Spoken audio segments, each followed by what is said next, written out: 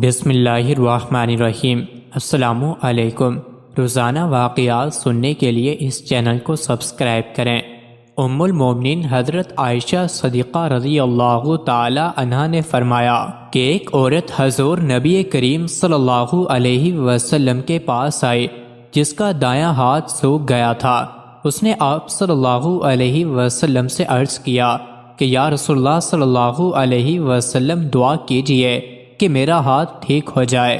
بس آپ صلی اللہ علیہ وسلم نے فرمایا کہ کس وجہ سے تیرا ہاتھ سوکھ گیا ہے؟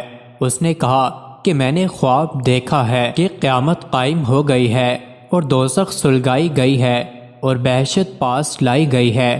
میں نے دیکھا کہ میری ماں دوزخ میں ہے اور اس کے ایک ہاتھ میں چربی کا ٹکڑا اور دوسرے میں کپڑے کا چھوٹا سا ٹکڑا ہے، ان دونوں سے اپنی جان کو بچاتی ہے۔ میں نے اس سے پوچھا کہ کیا وجہ ہے کہ تو دوزخ کے گڑھے میں کیوں پڑی ہے؟ تو دنیا میں اللہ کی فرما بردار تھی اور تجھ سے تیرا شوہر بھی راضی تھا۔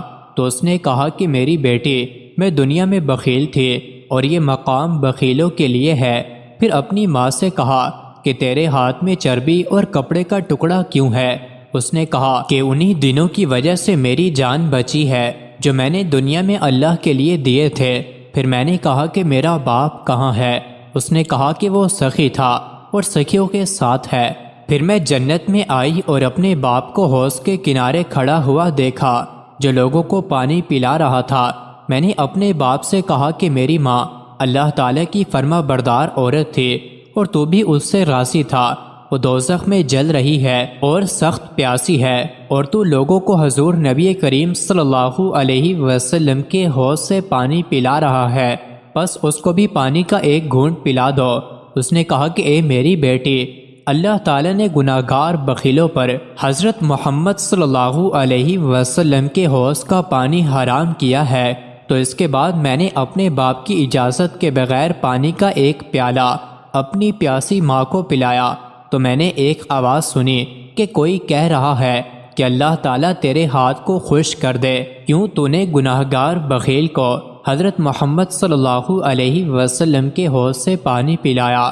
جب میں نیند سے بیدار ہوئی تو میں نے اپنے ہاتھ کو سوکھا ہوا پایا۔ تو حضرت عائشہ صدیقہ رضی اللہ تعالی عنہا نے فرمایا کہ جب حضور نبی کریم صلی اللہ علیہ وسلم نے اس کی بات کو سنا تو آپ صلی اللہ علیہ وسلم نے اپنے عصا کو اس کے ہاتھ پر رکھ کر اس کے لیے دعا فرمائی، بس اس کا ہاتھ ٹھیک ہو گیا۔ حضور نبی کریم صلی اللہ علیہ وسلم نے فرمایا کہ جنت میں ایک درخت ہے جس کا نام سخاوت ہے، جس کی ٹہنیاں دنیا میں لگی ہوئی ہیں۔ جس شخص نے اس کی ایک ٹہنی پکڑ لی تو درخت اس کو جنت کی طرف کھینچ لیتا ہے۔ اسی طرح بخل ایک دوزخ ہے جو کہ دوزخ میں اگا ہوا ہے اور اس کی شاخیں بھی دنیا میں جھکی ہوئی ہیں۔ جس شخص نے ایک شاخ پکڑ لی وہ شاخ اس کو دوزخ کی طرف کھینچ کر لے جائے گی۔ اور آپ صلی اللہ علیہ وسلم نے فرمایا کہ سخی خدا اور مخلوق کے قریب تر ہے اور بخیل خدا اور مخلوق سے دور ہے۔ اور آپ نے فرمایا کہ بخیل جنت میں داخل نہیں ہوگا اگرچہ وہ زاہد و عابد ہی کیوں نہ ہو۔ مزید ایسی ہی ویڈیوز کے لیے چینل کو ضرور سبسکرائب کریں۔